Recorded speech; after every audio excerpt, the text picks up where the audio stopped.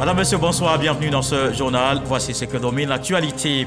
Un conseil des ministres ce mercredi, on retient entre autres l'aide publique au secteur de la communication, touche désormais les entreprises dans le numérique, la lutte contre la vie chère et concernant le service civique, l'âge requis des candidats fixé à 14 ans et plus, une attestation faisant office de certificat de position militaire sera délivrée aux participants. Dans l'ouest du pays, une tornade avait fait d'énormes dégâts dans les localités du département de Mans le 12 mars dernier. Les ministres Vagondo Diomandé et Belmondogo, aux côtés des victimes, une visite pour exprimer la compassion du gouvernement aux sinistrés. Rappelons qu'aucune perte en vie humaine n'a été enregistrée. La COP 15, c'est dans quelques jours. Du 9 au 20 mai, les jeunes veulent prendre toute leur place dans l'organisation et les travaux de la conférence mondiale de lutte contre la sécheresse. Le ministre de la promotion de la jeunesse, Mamadou Touré, a échangé avec quelques associations dans le cadre des préparatifs du Forum des jeunes lors de la COP 15. Et puis la RTI et TV5, un partenariat satisfaisant, se réjouissent les responsables des deux chaînes. De nouvelles productions enregistrées ensemble.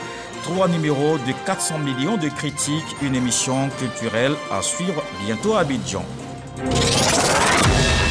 Un conseil des ministres a tenu ce mercredi l'aide publique au développement du secteur de la communication, la protection de l'environnement et des mesures pour lutter contre la vie chère. Le service civique est redéfini, autant de décisions qui ont sanctionné cette rencontre. Donc voici le point complet avec Awa Touré. Le Conseil des ministres, ce mercredi 4 mai, présidé par le chef de l'État, le président de la République Alassane Ouattara, s'est tenu dans le nouveau bâtiment du palais présidentiel.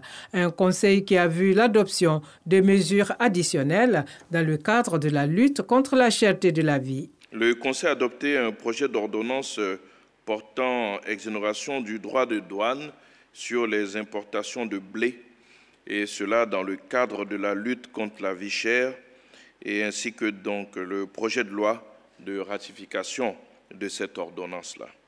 Cette mesure gèle sur une période de 3 mois les droits de douane exigibles sur les importations de blé afin de maintenir le prix de cette denrée de première nécessité tel que réglementé et de préserver ainsi le pouvoir d'achat du consommateur. Tout cela rentre bien sûr dans les efforts continuels que le gouvernement mène afin de lutter contre la cherté de la vie. L'aide publique au secteur de la communication, le Fonds de soutien et de développement de la presse, FSDP, a été dissous et remplacé par l'Agence de soutien et de développement des médias, ASDM, qui dispose de compétences élargies. L'Agence de soutien et de développement des médias, l'ASDM, est chargée de soutenir et d'accompagner les entreprises du secteur des médias privés.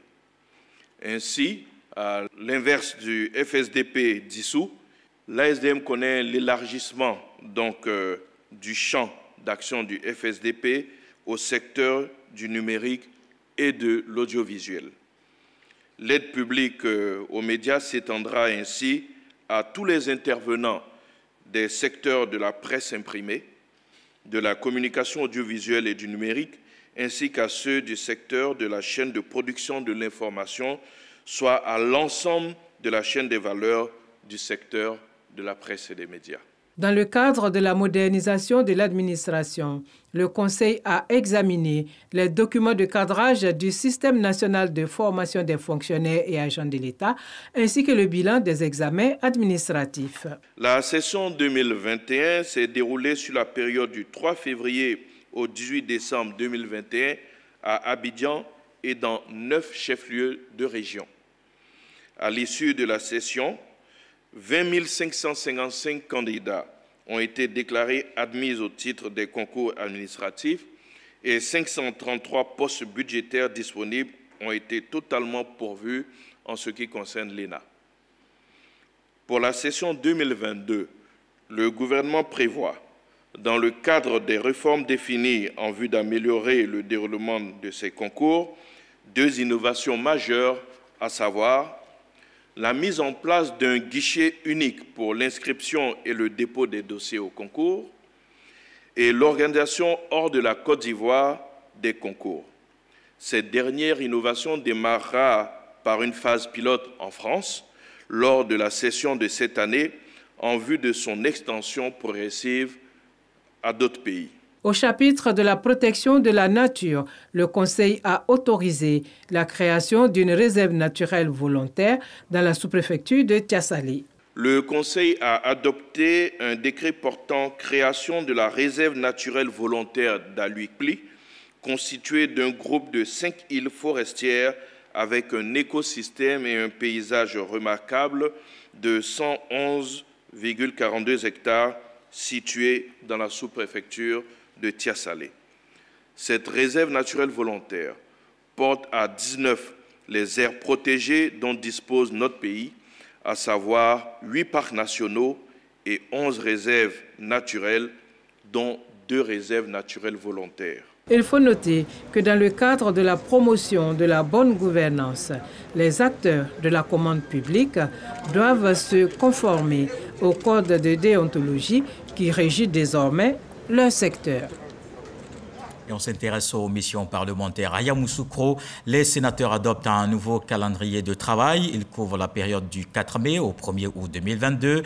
Déjà 3 projets de loi et 4 séances d'information parlementaire. Le foncier, la transformation locale des matières premières sont inscrits au nombre des débats. Le reportage du Kader Sogodougou. Après la rentrée des classes le 12 avril dernier, les sénateurs se dotent d'un emploi du temps. Il part du 4 mai au 1er août 2022. C'est ce calendrier de travail qui a été adopté en séance plénière à la Fondation Félix Houphouët-Boigny pour la recherche de la paix de Yamoussoukro qui sert d'hémicycle aux sénateurs. Lors de son discours de rentrée, le président du Sénat, Jano Aoussou Kouadio, s'était voulu très clair. Des séances d'information parlementaire sur des sujets qui touchent la vie de la nation allaient être abordées. Si le nouveau calendrier prévoit 3 projets de loi, il est à noter 4 séances d'information parlementaire. Bonne gouvernance, foncier rural et urbain, valorisation des matières premières. Le Sénat, aujourd'hui, a élaboré son calendrier après avoir reçu les projets de loi et qui vient de l'adopter. Les séances parlementaires, qui sont au nombre de 4. Les intervenants, je l'ai dit tantôt, il y a l'institution chargée de la bonne gouvernance. Deuxièmement, nous avons le président de la Confédération chargé des entreprises qui va nous parler de la valorisation des matières premières, quel impact pour l'emploi. Et les 2 autres, il s'agit du ministre d'État Adjoumani, qui va nous parler de la politique foncière en matière au niveau rural. Le ministre connaît Bruno qui va nous parler de la sécurisation foncière urbaine. Chacune des articulations de ce nouveau calendrier représente une volonté manifeste des sénateurs de contribuer efficacement à bâtir cette Côte d'Ivoire résolument tournée vers son développement.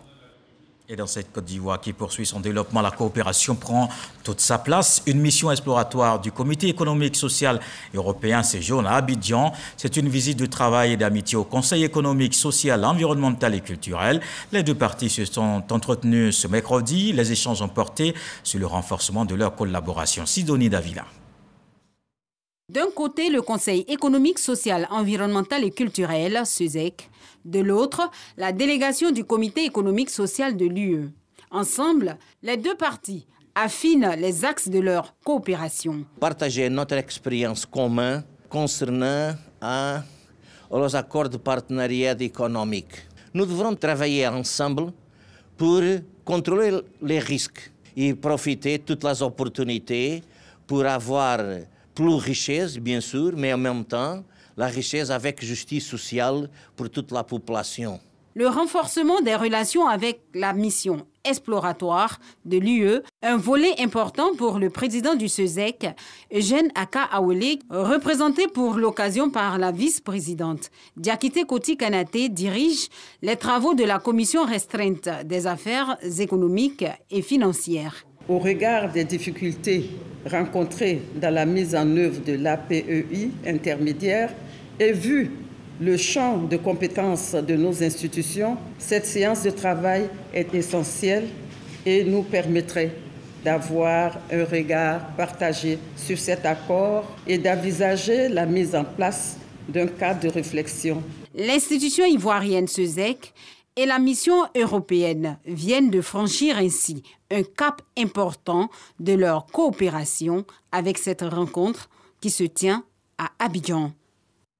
Et voici un autre cap important qui est franchi, une plateforme électronique pour renforcer la visibilité de l'économie ivoirienne. Elle permettra d'être plus proche des partenaires au développement et des investisseurs. La mise en œuvre de cet outil de gouvernance économique dans sa phase de collecte de données a commencé ce mardi à Grand-Bassam. On voit des détails sur ce mécanisme de démocratisation de l'accès à l'information avec l'enseigne Bakayoko. Ce portail électronique d'information et de promotion de l'économie ivoirienne devrait permettre à tous les acteurs qui s'intéressent à la vie économique de la Côte d'Ivoire d'accéder à des informations officielles objectives dans la plus grande transparence. L'objectif général est de disposer d'un outil de gouvernance économique qui offre aux acteurs économiques nationaux et étrangers ainsi qu'à l'ensemble des partenaires au développement une porte d'entrée unique sur une base importante d'informations économiques et financières, fiables et actualisées.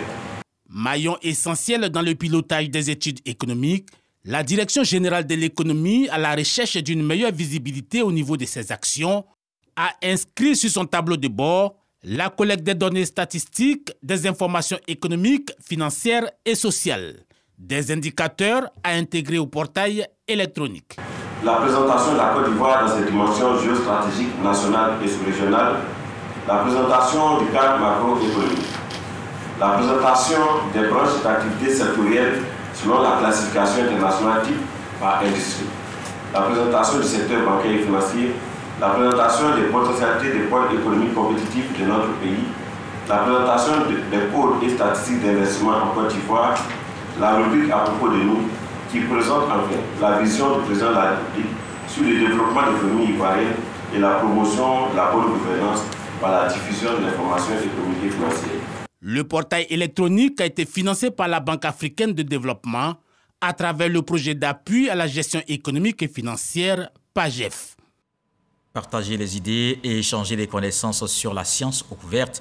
Des universités réunies pour montrer son importance. Ils viennent se tenir à Abidjan, la 7e conférence annuelle du réseau d'éducation et de recherche de l'Afrique de l'Ouest et du Centre. C'est Forazegui. La science ouverte est un mouvement qui vise à partager les connaissances et productions scientifiques, non seulement avec l'ensemble de la communauté scientifique, mais aussi avec tous les acteurs de la société. Le réseau d'éducation et de recherche de l'Afrique de l'Ouest et du Centre WACREN a donc initié une conférence pour mieux informer la population sur cette thématique. Cette 7e édition de la conférence du WACREN met l'accent sur la recommandation de l'UNESCO sur la science ouverte.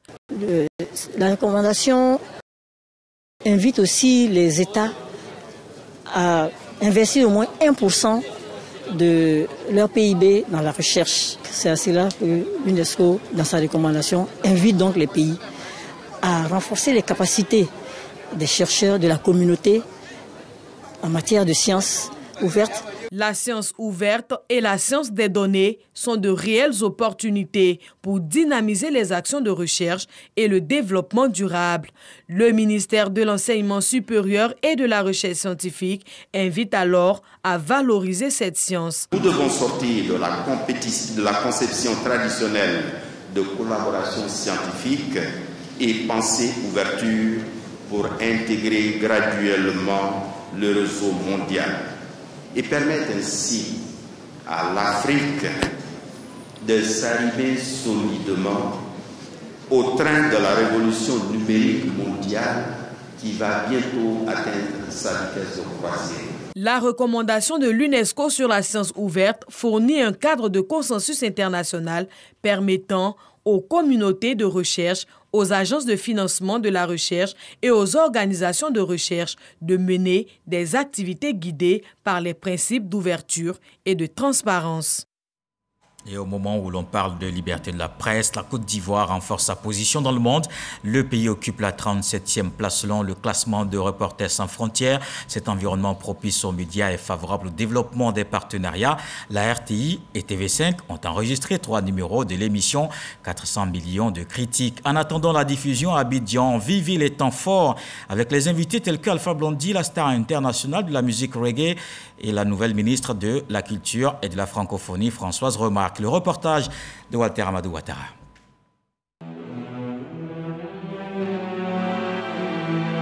« 400 millions de critiques, c'est le grand magazine culturel de TV5 Monde. L'émission revient sur l'actualité culturelle francophone à travers des regards croisés de journalistes belges, suisses, canadiens, québécois et français.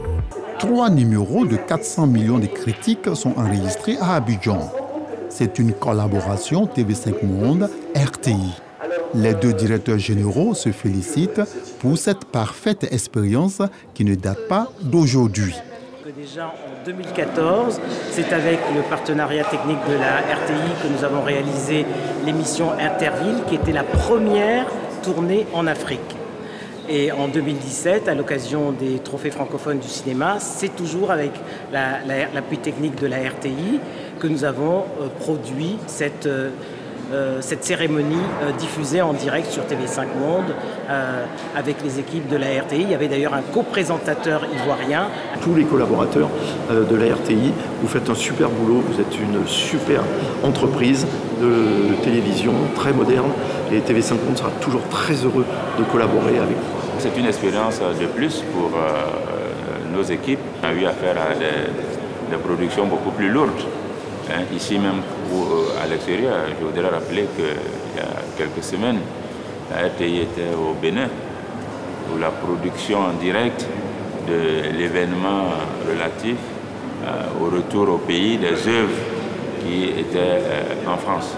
Ces enregistrements sont possibles grâce à l'invitation de la direction du musée des cultures contemporaines à Damotungara, situé dans la commune d'Abobo. Cela dans le cadre de son exposition collective dénommée Mémoria, récit d'une histoire. Au rang des invités, Françoise Remarque, nouvelle ministre de la Culture et de la Francophonie, ainsi qu'Alpha Blondy, star internationale de la musique reggae. Nous défendons au Brésil.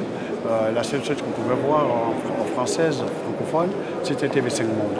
Donc que la RTI s'associe à TV5 Monde pour faire de grandes émissions comme ça, c'est une très très bonne chose. Déjà, c'est la reconnaissance du savoir-faire de la RTI et des techniciens, parce qu'aujourd'hui tout le matériel qui a été déployé et tous les techniciens qui sont présents avec notre présentatrice viennent de la RTI. Et donc on est aussi dans cette logique de l'excellence. L'émission 400 millions de critiques est habituellement enregistrée dans tous les musées francophones de la planète Terre. Depuis l'avènement de la pandémie de la Covid-19, cette émission était réalisée ou restreinte dans le périmètre France, Belgique, Suisse et Monaco. Les numéros produits en Côte d'Ivoire seront diffusés sur la RTI et TV5 Monde. Et les médias, notamment la RTI, restent engagés dans la lutte contre la Covid-19. Comme tous les soirs, voici le point en chiffres sur la pandémie.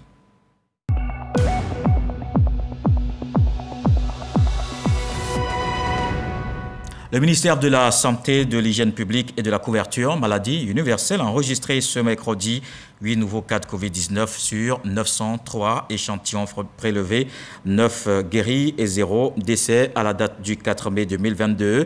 La Côte d'Ivoire compte donc 81 967 cas confirmés, dont 81 132 personnes guéries, 799 décès et 27 cas actifs. Au total, 12 407 076 doses administrées contre la Covid-19.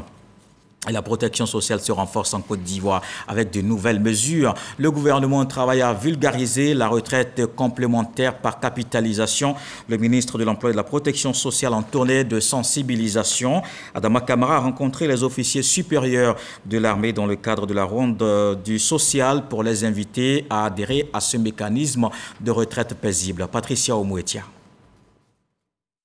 Cette rencontre avec les officiers supérieurs de l'armée de Côte d'Ivoire vise à les sensibiliser à adhérer à ce nouveau mécanisme de sécurité sociale, la retraite complémentaire. Ce produit de protection sociale vise principalement à permettre aux adhérents de bénéficier de revenus plus importants à travers 3 avantages que sont le prélèvement obligatoire de 5%, la cotisation additionnelle de 5 000 francs CFA et le versement volontaire. Pour le ministre de l'Emploi et de la Protection sociale, la complémentaire garantit une épargne simple, sécurisée et une retraite confortable. Au moment où ces valeureux soldats iront à la retraite, le revenu de remplacement qu'ils vont recevoir au titre de leur pension, par rapport à l'effort de cotisation additionnelle qu'ils feront dans le cadre de la complémentaire, ils puissent se retrouver avec un niveau de revenu correspondant à tout le moins à leur dernier salaire au moment où ils étaient en activité. L'armée étant un corps extrêmement bien organisé, la hiérarchie va porter la nouvelle à la troupe. Les officiers supérieurs des forces armées de Côte d'Ivoire, sensibilisés, sont prêts à adhérer au projet. Une autre rencontre est donc prévue à la fin de ce mois de mai afin de permettre à la hiérarchie de sensibiliser les troupes en vue de s'approprier la complémentaire. C'est une visite qui réconforte les victimes. Une tornade avait fait d'énormes dégâts dans des localités du département de Mans le 12 mars dernier. Même s'il n'y a eu aucune perte en vie humaine, des habitations et édifices publics sont détruites. Le ministère de la Solidarité et de la lutte contre la pauvreté exprime la compassion du gouvernement aux sinistrés. La correspondance de F. Boué. À Glolé 1, un village communal de Sanguiné dans le département de Mans, région du Tonkwi, une tornade a abîmé plusieurs habitations et le foyer des jeunes servant provisoirement d'école primaire le 12 mars 2022. Ce vent est arrivé subitement et du coup, contre toute attente, d'habitude lorsque une pluie se manifeste, on s'est dit bon, c'est une pluie légère et puis bon, ainsi de suite, mais cette fois-ci, c'était tout autre chose. Nous avons les maisons qui sont habitées par la population. Et même il y a eu des greniers de riz, puisqu'aujourd'hui il faut vivre. Mais le grenier est parti. La localité de Gwekanguné, toujours dans le département de Mans, a vu plusieurs de ses maisons endommagées par une autre tornade le 21 avril dernier. Suite à cela, la ministre de la Solidarité et de la lutte contre la pauvreté, Miss Belmonde Dogo, s'est rendue sur place réconforter les populations sinistrées. Elle est accompagnée de plusieurs cadres et élus du Tonkwi, dont le ministre de l'Intérieur et de la Sécurité, Bagondo Diomandé, le vice-président de l'Assemblée nationale, Sidiki Konaté, le ministre-gouverneur du district des montagnes, Albert Flendé. Des vivres et non-vivres composés entre autres des riz, d'huile, des pâtes alimentaires, des savons, des nattes, des ciments, des tôles et des numéraires sont offerts aux victimes. Montant global des dons, environ 33 millions de francs CFA. Nous sommes venus au nom du gouvernement exprimer la compassion à nos parents de Glolé 1 et de Gwekanguné qui ont vu leur habitation décoiffée ou détruite suite à la tornade. À Glolé 1, nous y étions en début d'après-midi. Nous sommes arrivés à Gwekanguné. Nous avons vécu, je dirais un peu en quelques minutes, ce que nos parents de Gwekanguné vivent au quotidien.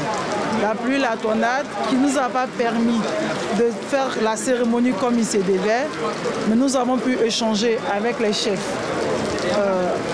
dans la salle de classe. Nous sommes venus d'Iyako. Les populations sensibles à cette marque de solidarité sont reconnaissantes. C'est la première fois que des ministres viennent pour nous assister. Je dis merci au chef de l'État. Vraiment, je ne sais pas, je manque de mots même pour lui dire merci. Ce sont au total 197 habitations qui ont été touchées par ces deux tornades. Aucune perte en vie humaine n'est à déplorer. Et puisque tout ceci est lié donc au climat, les jeunes prendront une part active dans l'organisation. Et les travaux de la conférence mondiale sur le climat, leur tutelle sonne la mobilisation. Le ministre Mamadou Touré a échangé avec quelques associations dans le cadre des préparatifs du Forum des jeunes lors de la COP 15. Les jeunes qui devront faire des propositions de solutions et projets pour contribuer à lutter contre le réchauffement climatique. Didier Nguessa.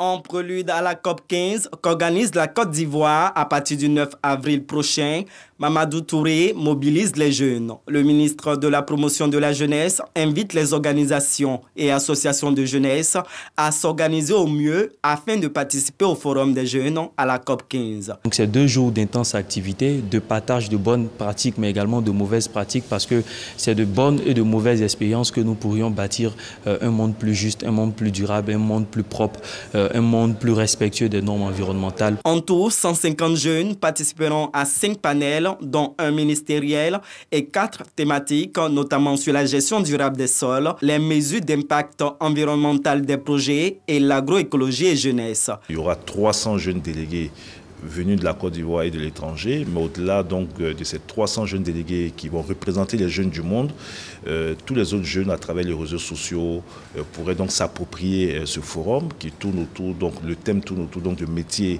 de la terre de demain, dont on est sur les questions d'employabilité donc des jeunes, les opportunités que les jeunes peuvent tirer donc de la problématique de la gestion donc des terres, de l'environnement.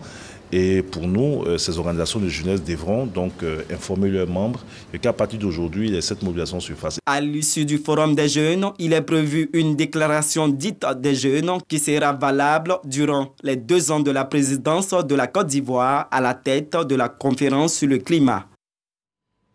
Dans l'actualité politique ce soir, le RHDP entend occuper tout le territoire national dans les prochains jours. Après le découpage politique des départements, des équipes en mission pour remobiliser les militants. Pendant 10 jours, ils vont sillonner toutes les localités. Éric Goré. Responsables départementaux, responsables de section et les comités de base bientôt sur le terrain. Ils seront du 5 au 15 mai à l'intérieur du pays en vue de redynamiser le parti à l'approche des élections locales. La nouvelle configuration du RHDP met donc au centre de sa politique les militants de base pour relever de grands défis. Cette séance de travail a donc consisté à dire, à instruire les chefs de délégation sur la méthodologie de développement de la mission et ce qu'on attend au final comme retour de ces missions-là. Hameaux et villages vont accueillir la visite de ces chefs de délégation et leurs différentes équipes en vue de maîtriser le territoire politique. Une occasion pour les émissaires du RHDP d'identifier les militants. Nous avons donc connu une croissance constante de plus de 8% pendant plus d'une dizaine d'années. Donc naturellement, le RHDP, qui demeure la seule initiative crédible, va donc se donner les moyens à travers donc cette réorganisation de rester au pouvoir en 2025 pour pouvoir donc consolider et accroître le bonheur des Ivoiriens. Le secrétariat exécutif du Rassemblement des Oufouettistes est donc prêt à préparer les militants aux futurs enjeux électoraux.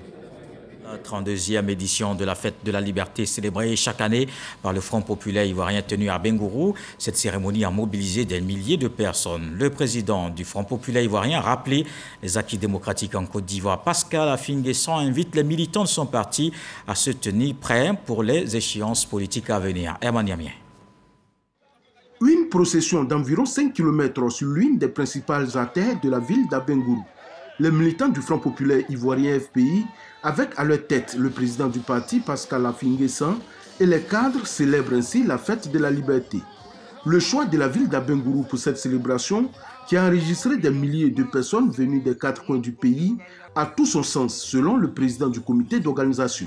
Abengourou a été choisi pour abriter la fête de la liberté 2022 dans la perspective de la remobilisation du Grand Est de la Côte d'Ivoire en vue de porter le camarade Pascal Affi-N'Guessan à la présidence de la République de Côte d'Ivoire en 2025. En 32 ans de célébration de la fête de la liberté, selon Pascal Affi-N'Guessan, des acquis ont été observés. Depuis 32 ans, nous avons tout connu en termes de liberté. Des moments d'avancée, de conquête, de pratique du pouvoir, où nous nous sommes efforcés de l'affermir. Des moments de partage du pouvoir, des moments d'épreuve, de recul, des moments de difficulté, des moments d'espoir. Et finalement, ensemble, nous avons toujours su nous relever. Cette mobilisation exceptionnelle des militants du FPI à Bengourou a fait dire aux lions du Moronou que l'enveloppe n'est pas vide, comme veulent le faire croire certaines personnes. L'enveloppe, manifestement, n'est pas vide. N'en déplaise aux oiseaux de mauvaise augure. elle est en train de déborder. L'autre grand enjeu de cette cérémonie, c'est de remettre toutes les fédérations et autres structures du parti en ordre de bataille, car dans quelques mois se tiendront les élections locales. Je sais compter sur votre détermination. Je vous demande d'occuper le terrain. Je vous demande de vous démultiplier. Je vous demande de ne pas ménager vos efforts. Je vous demande de semer et de labourer le terrain. Après la déconvenue des législatives passées, Pascal Affi-N'Guessan et ses collaborateurs de la direction du FPI comptent attaquer les élections à venir avec beaucoup de détermination pour avoir des élus. Et sur la question, ils peuvent compter sur les militants qui se disent prêts et n'attendent que les instructions du parti. Dans le reste de l'actualité, crise Bamako-Paris, le Quai d'Orsay dénonce une décision unilatérale et injustifiée. La France, je cite, conteste formellement toute violation du cadre juridique qui serait imputable à la force Barkhane. Le Mali reproche en fait une cinquantaine de violations de son espace aérien, alors que l'armée française estime que les textes lui permettaient bien de déployer ses drones dans la zone concernée, c'est-à-dire à Gossi. Le ministre malien des Affaires étrangères, Abdoulaye Diop, a affirmé qu'à partir de la dénonciation officiellement annoncée lundi, il n'y a pas de base légale pour la France d'opérer sur le sol malien. Et voilà qui met un terme à ce journal. Merci de l'avoir suivi. Retour de l'actualité, 23h. Demain, 20h, retrouvez Marie-Laure Goran. On se quitte avec ce que le sage nous apprend ce soir. Même quand l'éléphant perd du poids, il n'ose pas passer par le pont de Liane.